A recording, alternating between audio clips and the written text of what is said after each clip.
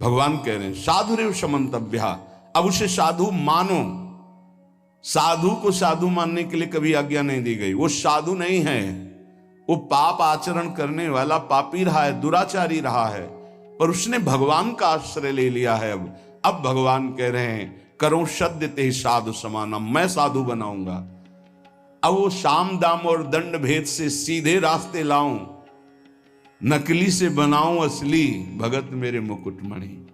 भगवान की विशुद्ध कृपा होती है। ये अनंत जन्मों के ऐसे दुर्वासनाएं परत की परत छुपी हुई कि साधन भजन करते हुए भी वो निकलती रहती हैं। अगर जरा संग हो जाए अंदर की वासना का तो हमको कहीं ना कहीं आसक्त कर देती है। बड़े कृपालु हैं, वो हमारी चूक को ना देख करके वो करुणा करते हैं और हमें आगे बढ़ाते हैं। श्रीपाद कह रहे हैं यदि आप ऐसा करेंगे तो राधा माधव आप पर कभी प्रसन्न नहीं होंगे। दोष दर्शन की आगे के श्लोक में निंदा की बात कर रहे हैं। ये वृंदावनवासी निंदन रता, ये वान वृंदावनम श्लाघन्ते तुलयन्ति, ये चकुधियो केनापि वृंदावनम, ये वृंदावनमत्र नित्य सुख चिद रूपम सहन्ते नवा, तै पापिष्ठ नराधमैर्भवतु स्वप्नेपि मे संगति। जो वृंदावन वासी हैं, जिन्होंने आजीवन वृंदावन वास का नियम ले लिया है, यदि कोई उनकी निंदा कर दे, श्रीपाद कहते हैं कि पापिष्ठो नराधमई, सारे पुण्य उसके नष्ट हो जाएंगे। वो महापापी कि जो दुर्गति होती है उसको होगी। नराधमई, वो समस्त मनुष्यों में अधम गति को प्राप्त होगा। वैसे भी सिद्धांत में ध्रुवदास जी ने वर्णन किया है, पर निंदा किए ते आवत नहीं कछु हाथ, मूर्ख पर्वत पाप को ले चल अपने साथ। दूसरों की निंदा करने से हाथ तो कुछ लगता नहीं, और पाप की पोटरी सर पर रखकर नरक जाना होता है। और कहीं भक्तन निंदा तो अति बुरी भूल करो जिनको, भक्तों की निंदा तो भूल कर मत कर देना कि सुकृत बहु जन्म के क्षण में डारे खोए। एक क्षण में निंदा की भक्त वैष्णव महापुरुषों की, सब सुकृत नष्ट हो गए, सब भाव नष्ट हो गया। यदि कहीं तुमको ऐसा लगता है कि ये गलत है तो प्रियाजू से प्रार्थना करो कि मेरी दृष्टि पावन कर दो। आपने इनको पसंद किया, आपने स्वीकार किया, आपके महल में रह रहे पर मुझे दोष दर्शन हो रहा, स्वामिनी मेरी दृष्टि को बदल दो। श्री वृंदावन के वास करने वाले की पूरी जिम्मेवारी प्रिया प्रीतम ले लेते हैं, तो परम बंदनीय और प्रशंसनीय हो जाते हैं। चाहे वो ये क्रूरापि पापिनो न तो सताम संभाष्य दृश्या से। क्यों? क्योंकि अब वो ठीक हो जाएंगे, पक्का ठीक हो जाएंगे। प्रिया प्रीतम बहुत कृपाल हैं। अगर कोई भी शास्त्रों को, भक्तों की महिमा को पढ़ के देखो तो दो चार की बात नहीं कहते, प्रायः ऐसे रहे जो माया में बहुत ही भ्रमित थे और सत्संग के द्वारा, संत साधु महात्माओं की कृपा के द्वारा वो ब्रह्म ऋषि बन गए, वो महापुरुष बन गए भगवान की आराधना करके। तो ऐसा नहीं है कि कोई गलत है तो उसको परम पद नहीं मिल सकता, नहीं, वो गलती का सुधार हो सकता है।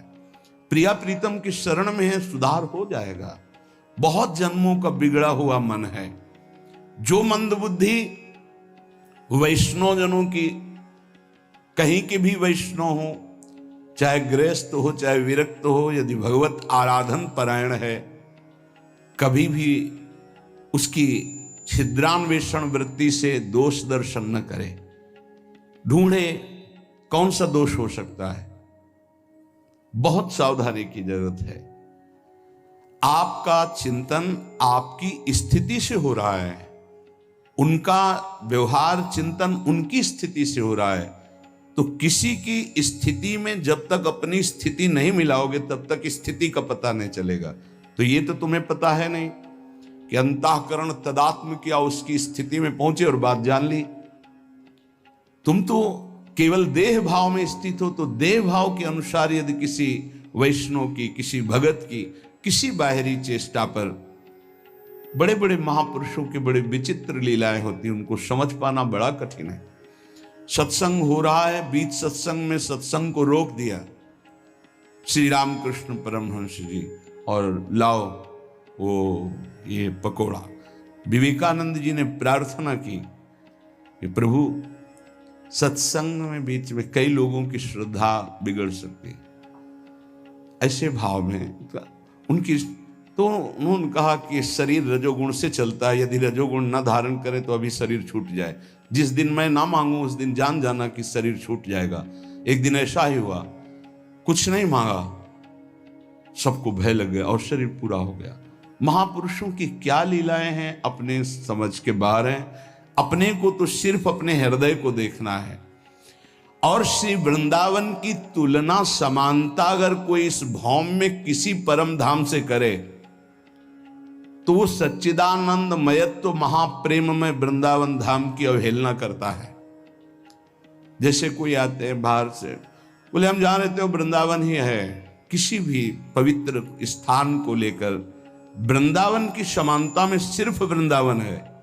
बोलो त्रिभुवन में ऐसा कौन सा स्थान जहां इतने ठाकुर विराजमान हो, इतने शालिग्राम भगवान विराजमान हो, इतने श्रीमद् भागवत विराजमान हो, इतने महाभागवत भक्त विराजमान हो, इतनी जगह अखंड नाम कीर्तन होता हो, इतनी जगह हजारों वैष्णव नाम जप कर रहे हो। ये तो बाहरी बात हुई, और अंतर में जितने सिद्धाचार्य महापुरुष सब यहीं विराजमान है। स्वयं प्रिया प्रीतम यहाँ विराजमान है। दिव्य लीलाएं उनकी निरंतर यहाँ चल रही। यहाँ की समानता सिर्फ वृंदावन ही कर सकता है। वृंदावन की समानता सिर्फ वृंदावन, प्रिया प्रीतम की समानता सिर्फ प्रिया प्रीतम, दूसरा कोई नहीं, अद्वितीय है। आगे की बात साधक के लिए कह रहे हैं। पहले में कहा दोष दर्शन नहीं करना, दूसरे में कहा निंदा नहीं करना। यदि निंदा करोगे तो पापिष्ठ नराधम दुर्गति को प्राप्त होगे, पक्की बात है। कई ऐसे साधक आते हैं कि हमारा सब कुछ लुट गया, पता नहीं क्यों भजन नहीं हो रहा। आपने कोई वैष्णव अपराध किया है। आप ध्यान दीजिएगा, आपके भजन में विक्षेप पड़ जाए और घंटा 2 घंटा 4 घंटा यदि भजन में विक्षेप रहे तो ये जानना कि गुण धर्म से ये विक्षेप पड़ रहा है। रजोगुण तमोगुण आ गया है इसलिए विक्षेप पड़ रहा है। इसमें कोई चिंता की बात नहीं, गुण धर्म का परिवर्तन होगा, फिर सही भजन होने लगेगा। कबहू तो थोरो भजन, कबहू होत विशाल, मन को धीरज छुटे नहीं, गाय न दूजी चाल। दूसरा, यदि 2 दिन 3 दिन आपका भजन में रुचि नहीं लग रही तो जान लीजिए भोजन का दोष हो गया है। कोई ऐसा भोजन जो अधर्म की कमाई का है वो आपको विक्षेप पहुंचा रहा है, वो 2-3 दिन में जलकर समाप्त हो जाएगा, क्योंकि आप भजन की चेष्टा कर रहे हैं। आपके अंदर पश्चाताप होगा, क्या बात है, भजन क्यों नहीं हो रहा। तीसरा, यदि कई दिन तक भजन में विक्षेप पड़ रहा है तो फिर दूसरा कोई कारण नहीं हो सकता, वैष्णव अपराध बन गया। कोई न कोई वैष्णव अपराध बन गया, उसको खोजिए और तत्काल क्षमा याचना कीजिए, नहीं तो ये लंबा खिंचता ही चला जाएगा जब तक प्रायश्चित नहीं होगा। ये वैष्णव अपराध भजन को रोक देता है, भजन की वृत्ति ही नहीं उदय होने देता है, इसलिए सावधान। तीसरा, जो भजन में लगे हुए उपासक हैं, असह्य बहु दुर्वचो यदि वदन्ति साक्षात् स्त्रियम् बलादपहरन्ति चेत् प्रियसुतादिकं घृणन्ति वा धनाद्यपि च जीवनं यदि हरन्ति वृन्दावन स्थितास्तदपि ते प्रिया मम भवन्ति वन्द्याः सदा। ये निष्ठाएं कलयुग में नहीं हो सकती, जैसी श्रीपाद वर्णन कर रहे हैं। यदि वृंदावनवासी हम हैं, प्रिया प्रीतम के उपासी हैं, कोई मेरे सामने मुझे गाली दे रहा है, मुझे बिल्कुल विचलित नहीं होना। ये यहां तक तो आगे जो वर्णन करें वो शायद ही कोई ऐसा असंभव इस समय वर्तमान में, जैसे ऋषिक अनन्यमाल में कुछ महाभागवतों के चरित्र हैं, असंभव कि वैसा कोई कर ले। किसी के पुत्र को कोई मार दे और उसका चरणामृत उतारे। बड़ा आत्मनिष्ठ महापुरुषों का वर्णन है ऋषिक अनन्यमाल में। यहां ऐसा ही कोई असह्य दुर्वचन गाली मुझे दे, मैं वृंदावन का आश्रय प्रिया प्रीतम कर लियूं तो मेरा कर्तव्य है सह जाना। यद्यपि ये भी कठिन पर ये सह सकते हैं, लेकिन आगे जो लिखा है कैसे उसका वर्णन करें। मेरे सामने जबरदस्ती यदि मेरी अर्धांगिनी, मेरे पुत्र, मेरी संपत्ति, उसका अलग अलग भाव लिखा है। स्त्रियं बलाद अपहरन्ति, प्रियश्रुतादिकं घृणन्ति, धनाद्यपि च जीवनम यदि हरन्ति, वृंदावन स्थितास्तदपि ते प्रिया मम भवन्ति वंद्या सदा। गजब की बात है, गजब की है। कोई भगवान ही हृदय में आके बैठ जाए उस भक्त के तो ये बात हो सकती है। यदि मेरे प्रियजनों का, इसमें तो घृणन थे, अंग भंग कर देना, मारना पीटना, तो भी मैं जो प्रिया प्रीतम का उपासी है, वृंदावन का आश्रय लिए वैष्णव है, मैं हाथ नहीं उठाऊंगा, मैं दुर्वचन नहीं बोलूंगा। धन, पत्नी, पुत्र आदि के साथ अभद्र व्यवहार कर रहा है, मैं उस पर हाथ नहीं उठाऊंगा, मैं उसको दंड नहीं दूंगा, मैं दुर्वचन नहीं करूंगा। तो क्या ये मेरे प्रियाजू का जन है, ये वृंदावन का आश्रित है। ते प्रिया मम भवंति वंद्याहा, मैं सर ही झुकाऊंगा, वंदना ही। ये बहुत कठिन बात नहीं, ये इतनी बड़ी स्थिति ऐसा रसिक अनन्यमाल में कई भक्तों के चरित्रों में पाया गया है। गजब की निष्ठा, ये निष्ठा तो केवल नाथ सकल संपदा तुम्हारी, मैं सेवक समेत सुतनारी, पूरी दृढ़ निष्ठा। श्रीपाद कह रहे हैं कि ऐसे को श्यामा श्याम की प्राप्ति के लिए कोई अन्य उपाय करने की जरूरत नहीं, स्वयं श्यामा श्याम वर्ण कर लेते हैं। मेरे संबंध से, मेरे धाम के संबंध से तुमने क्षमा किया तो हम तुम्हारे सारे अपराधों को क्षमा करते हैं और स्वीकार करते हैं। परस्वस्तेयैक व्यसनमपि नित्यं परवधू, प्रशक्तं विश्वेशामः बहुधा, हिंसकमपि दुराचारं लोभाद्युन्पहतमपि भ्रात तरुणं, दिवान्धस्तं वृंदावन गत जन्म नाम गणैः। श्रीपाद ये वृंदावन महिमामृत पूर्ण होने जा रहा है, तो बड़ी जोर की बात कर रहे हैं। ये बहुत ऊंची कोटि की निष्ठाएं हैं। देखो, बहुत सावधान रहना, महापुरुषों की आखिरी बातों को समझ पाने के लिए बहुत उत्तम स्थिति होनी चाहिए। बहुत विचित्र बात है। पीछे से इस श्लोक का अर्थ करते हैं कि जिसने अखंड श्री वृंदावन का वास स्वीकार कर लिया और शरणागत हो गया वैष्णव पद्धति से, वो अभी उगता हुआ सूर्य है, अभी प्रकाश नहीं हुआ, बस उगने वाला है। इसलिए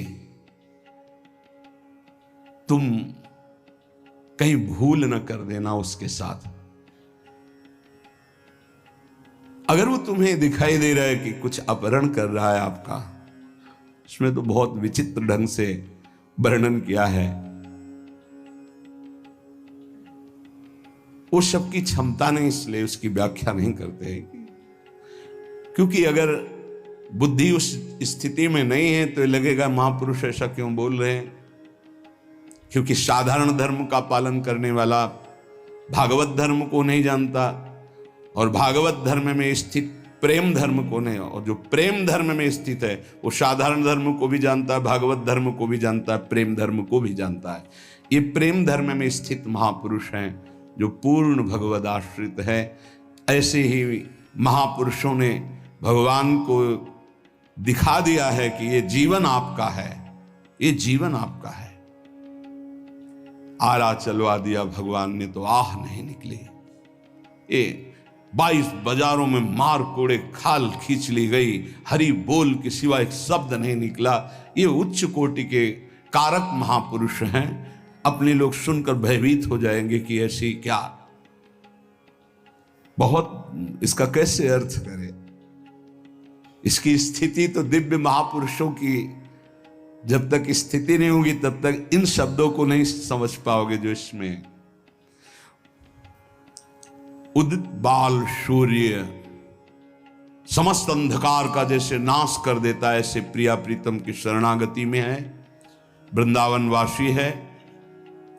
अब उदय होने वाला है उसके ऊपर ज्ञान प्रकाश, प्रेम प्रकाश। अब उसको आप निंदनीय मत समझिए, किसी समय कृपा हो जाएगी और वो महापुरुषों की वंदनीय स्थिति को प्राप्त हो जाएगा, क्योंकि श्यामा श्याम का है। जैसे बहुत रफ्तार से गाड़ी चल रही है, उसको एकदम ब्रेक मारो तो भी घसीट ही जाएगी। ऐसे ही शरणागति का कुछ होता है।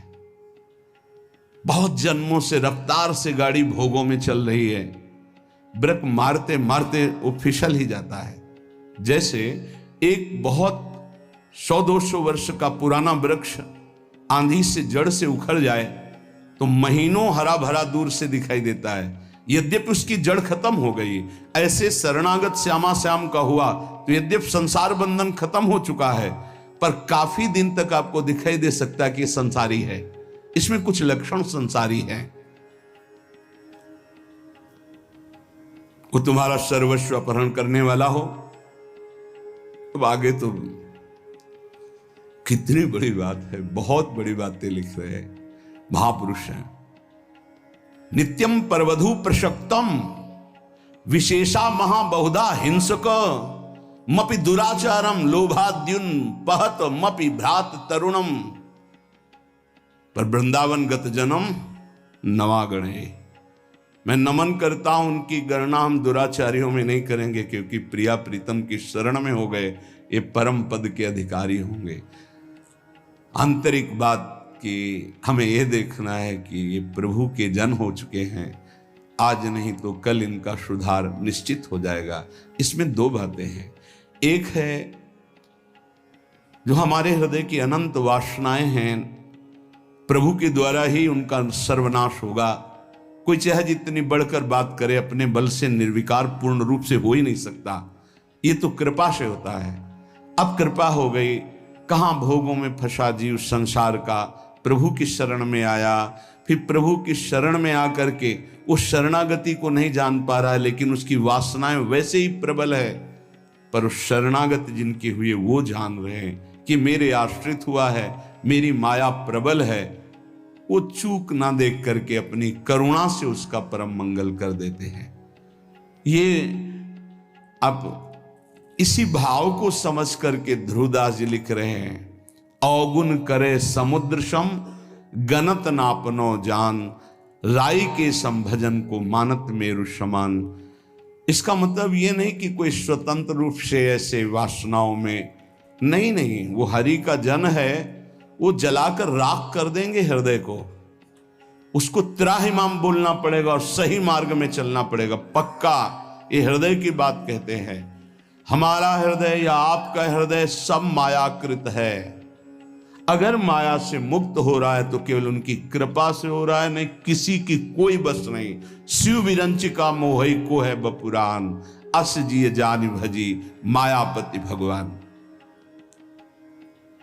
अगर उपासक बहुत पापाचरण किए हैं, अब उपासना में रत है, तो कुछ उसकी ऐसी बातें होती है जिनका सुधार होना होता है।